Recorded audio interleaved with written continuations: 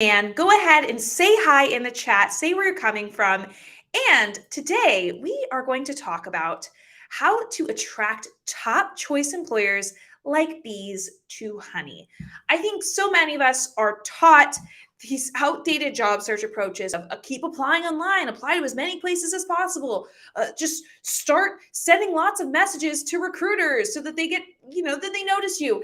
And that stuff takes a lot of time, a lot of effort, and doesn't get a very high return. Well, today we're going to talk about how to get a much higher return, how to actually be attracting opportunities versus you having to constantly do outbound, and how for it to be the opportunities that you really want, right? That we're not settling, we're not hitchhiking through our career, we're seeing what company picks us up. No, we are job freaking shopping. We are picking out what we want and we are going for it. Okay. I want to see who of my friends are here today. Oh my gosh. Tori from Tulsa. Love that. Oh, we have Cynthia from San Diego. I lived in San Diego as well. Hey, Melissa. Good to see you. Hello. Welcome. Tim is from Connecticut. Welcome. So good to see you. Welcome back to day 3. Now, if you did miss one of the previous 2 days, get on it. You want to watch it. It's okay if you missed it, because today, this session, you can really watch this and then go back and watch the other 2. But if you missed it, make sure you're registered for these sessions, because I'll be sending you replays and all of that. But they're all coming down Tuesday, September 20th. So you got to watch them fast, okay? And keep showing up live. Because that is really when we are focused on our job search, and there's some things that happen that are time sensitive in these sessions that you won't want to miss. Now, if you haven't gotten your workbook yet, this is what we're working off of each and every day. Oh my goodness. So the link to the workbook is in the description. We'll also put it in the chat as well. You can get it instantly for free. Okay. And connect with Courtney on LinkedIn. You probably see her in the chat. She's part of Team Self-Made Millennial, and she's absolutely excited to connect with all of you on LinkedIn and talk to you about your job search. Okay, so the work you're going to do today, I've done these sessions. I was just talking to someone who actually attended this session, this masterclass 6 months ago, and they told me that this class is what changed the trajectory of their career, and that they are so happy now in their new role, and they're already on the track to promotion. And so the work you do today is going to change your life. It's going to influence where you are 6 months from now. And if you don't take these teachings seriously, if you don't go all in, you could just be in the same place you are today 6 months from now. And that would be the greatest tragedy. So really make sure that you are not falling into that trap, right? Turn off your phone, close your other tabs, close your door, get really focused for the next 30 minutes, because this is the type of stuff that you'll look back on and say, I'm so glad I invested that time. Okay. You deserve it.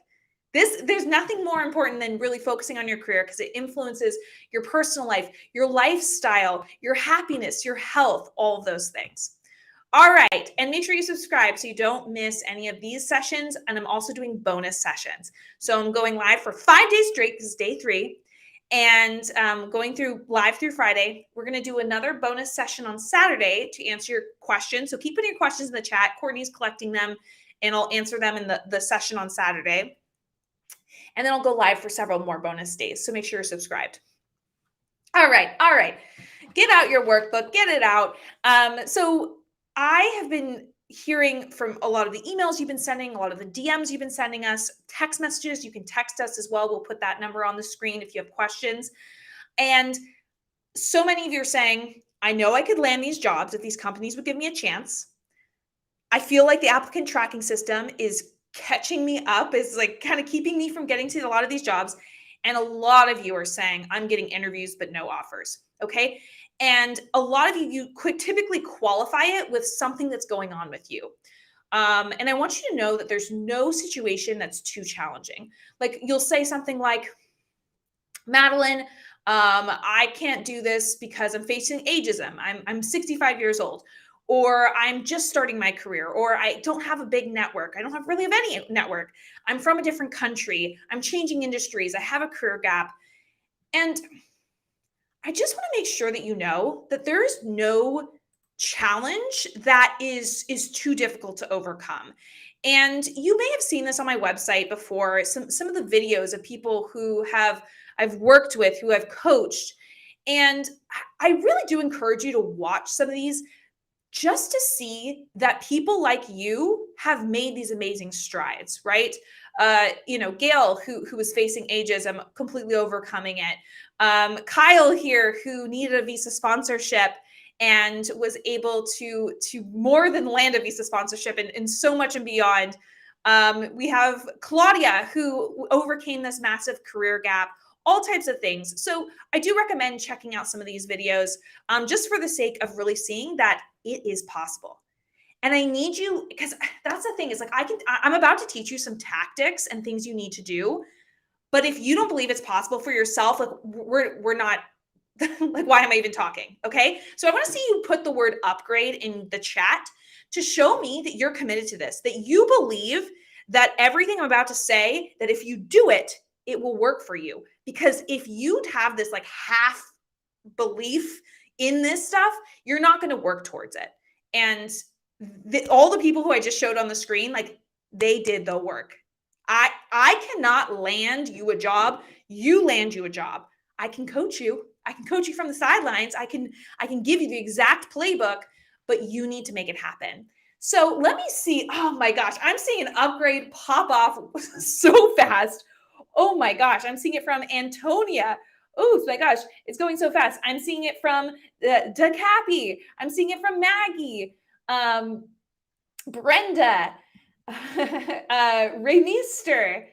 Oh my gosh, Jeanette, Deborah, Paula, William. Oh my gosh. Okay, there's so many of you all. Okay, this is making me so happy right now. Nathan, huge. Kylie, woo. Okay, amazing. So open up your workbooks here. To day 3. Okay, so there's 2 fallacies that are keeping you stuck right now. Now, the first one is you are getting caught up in the applicant tracking system, the ATS, okay? Put ATS in the chat if you've heard about the ATS, if you've heard rumors about it. And probably some of the rumors you've heard is that the applicant tracking system is stopping you from ever being seen by people because you're being filtered out into this other category. And I want to give you a little bit more context with what's happening here. So, applicant tracking system. That means it's a system that tracks applicants. So that's really what its purpose is. It's just a database where companies can figure out who's applied, who's in the first round interview, who's second round, who got an offer. And a lot of these systems don't sort people automatically. Most of these systems are just humans reading resumes and sorting them themselves. So I think that's kind of this idea of like, oh, it's the machine that's getting me is definitely a myth. Some companies do have it, but that's really not your issue. What your issue is that these systems are absolutely flooded. I am a human resources leader. I have read thousands of resumes and worked with different companies on their hiring practices. And the bottom line is your wonderful resume is buried beneath all of this other noise of other resumes. And these people who are reading resumes may not even ever get to your application. And so you need to do other approaches. I teach the approach of job search parkour, which allows you to basically get around applying online, get around all those applications with all that nonsense you have to fill out and all that kind of stuff, and really find other ways to where you're not applying online anymore. Okay. So I want to see who's heard of the ATS. Let's see. Yes. So Felicia, I'm seeing Mac, Bridget, Brittany, Clever Trevor. You're very memorable. That name's very memorable. You've been showing up every single day. So shout out to you, my friend. Wendy goes, oh, yes. Okay. So I know it's definitely this frustrating idea. Okay. So, myth number 2, or the second fallacy we are are being consumed by is that this is a numbers game. The job search is a numbers game.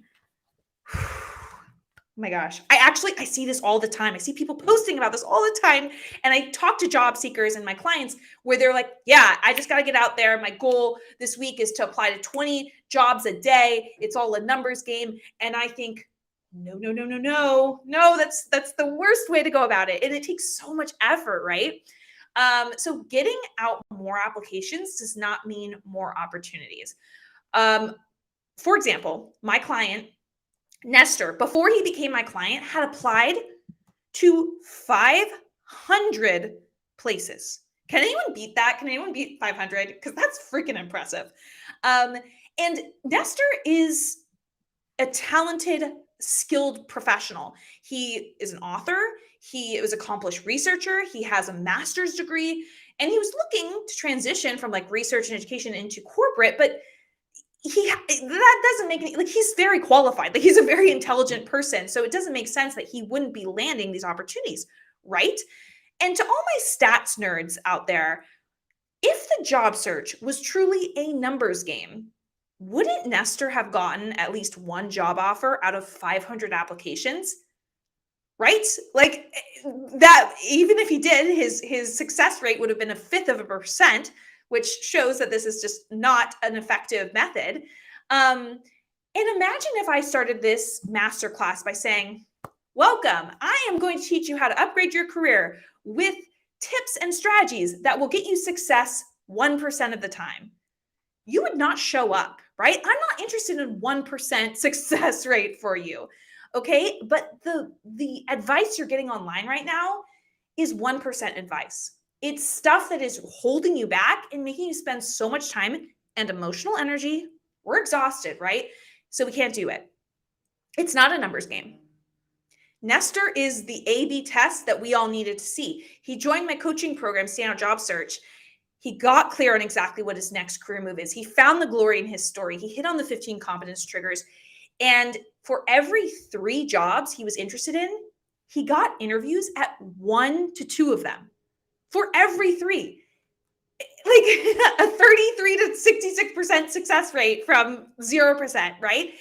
And he ultimately ended up landing a new role in corporate with a $35,000 salary increase, okay? And so this is all night and day.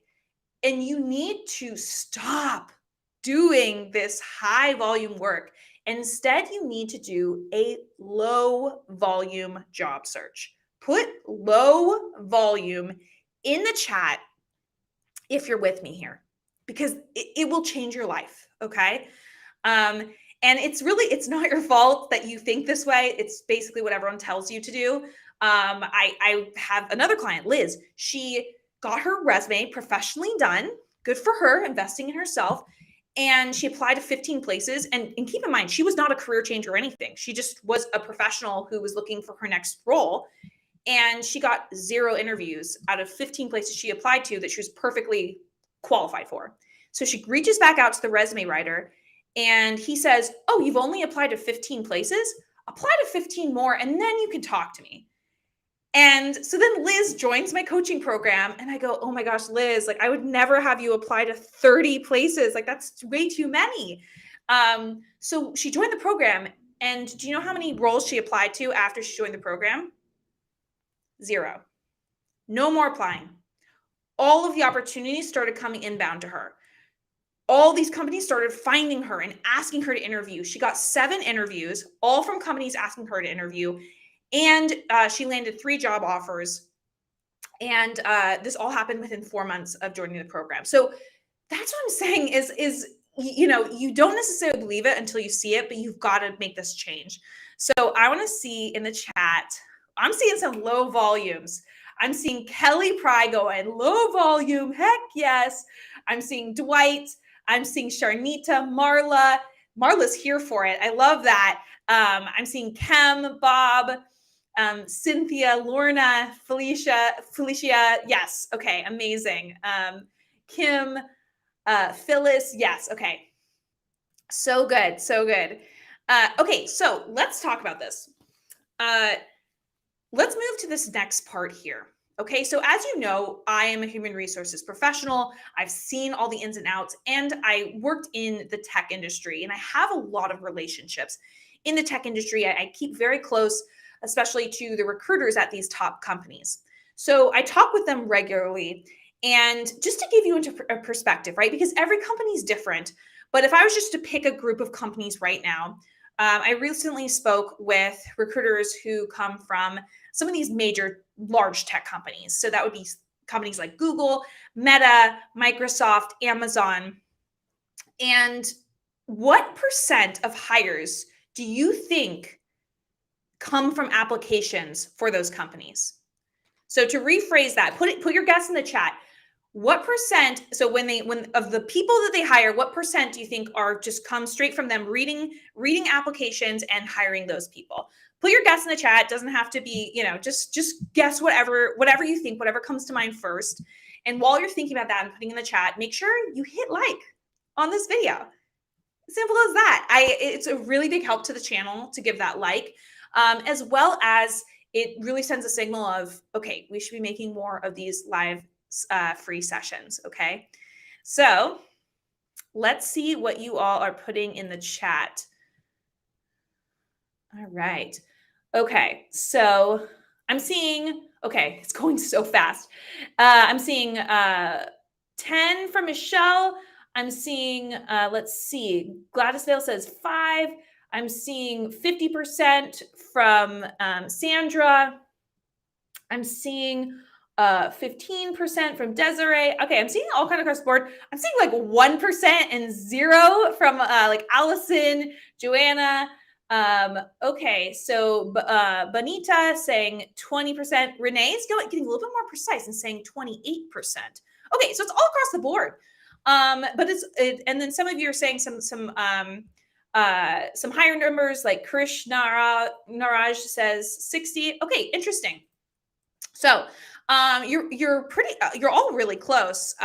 So yes, so 10% of hires come from applications at corporations. Okay, that is the typical number we're seeing, especially from these large tech companies. Okay, so that again, if I said, hey, I'm going to do this masterclass for you, and I'm going to give you a strategy that works 10% of the time, I'm going to be real with you. I am not satisfied with those stats. Yes. Does this mean you can absolutely land jobs at these top companies and at any company with applying online? Absolutely. But 10% does not cut it for me, and it should not cut it for you, because your time is too precious. You're a job shopper. You need approaches that are more powerful. Am I right? I think I'm right. So let's talk about what we can do instead. So let's find a better way. So one of the ways that you can go about this is the majority of competitive roles are filled by, number 1, sourcing. Put sourcing in the chat. What is sourcing? If you're unfamiliar with it, it is this idea that when companies have an open role, they then go out online or sometimes at events, and they find people to interview for these roles. They go out to you and ask you to interview. Just like I mentioned with Liz, right? When I said she stopped applying online, she kept getting sourced. Okay. So that's huge. The second piece, the second way that the majority of people are filled, what is that other 90%? If 10% is applications, what's the other 90? The second piece is referrals. Referrals, right? Put referrals in the chat. What is a referral? Well, referrals are where someone in the company, it's usually someone in the company, maybe sometimes it's an investor or an advisor, but they basically say, hey, we should interview this person. And they often will submit the application on the behalf of the person who would be interviewed. Okay. And there's a few myths about both of these approaches. For sourcing, I think what a big myth that exists there is that you need to have worked in that profession in order to get sourced for it. You need to be like a top candidate. You need to have worked in that profession for years. Maybe you have to be an executive to be, found for those roles. It's only for executives that get sourced. That's all a big bunch of baloney. Sourcing is so common today. I know that, that's the way I got my last job and the job before that. Like it's just the way the world works.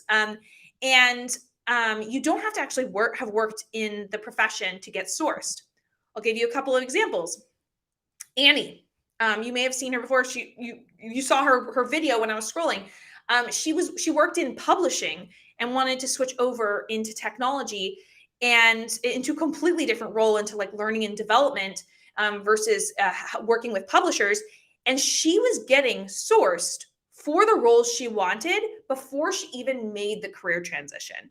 Same with Paula. You can see her story as well. I think I mentioned her before, where she was a relationship coach turned customer success.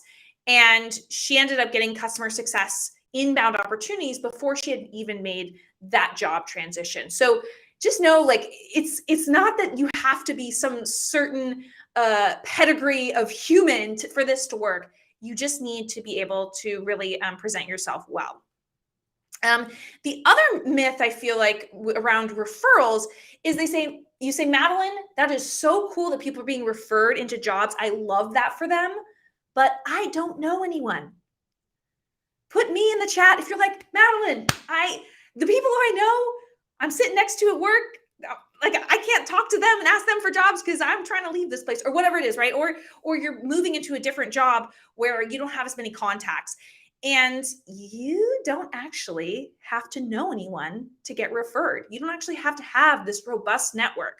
I think about my client, Anderson, who you saw earlier as well. He was a college professor who wanted to go and he ultimately became a product manager at a really cool company. And that top tier company that he wanted, he got rejected from, because they were like, look, you're kind of too far away from what we're looking for.